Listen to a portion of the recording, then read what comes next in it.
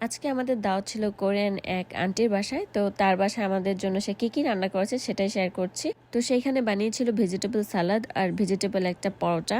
তারপর সাথে ছিল এখানে খিমচি, ব্রকলি সিদ্ধ।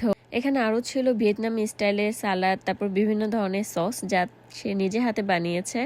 আর খাবারগুলো যেহেতু এত বেশি হেলদি, আমার খুব ভালো লেগেছে। তো প্রথমেই তারা আমাদেরকে এগুলা খেতে দিয়েছিল। আর মেইন ডিশ হিসেবে এখানে একটা স্যুপ ছিল, সবজি দিয়ে বিভিন্ন ধরনের মাশরুম, বিনস, তারপর এখানে অনেক কিছু ছিল, সবকিছু হেলদি। এটা কিন্তু খেতে দারুণ মজার হয়েছিল। ওই খালা এটা আমাদের সামনেই বানিয়ে দিচ্ছিল, একদম আমরা বসেছিলাম টেবিলে, সে আমাদেরকে এভাবে রান্না করে দিচ্ছিল। এটা হতে খুব বেশি সময় লাগে না।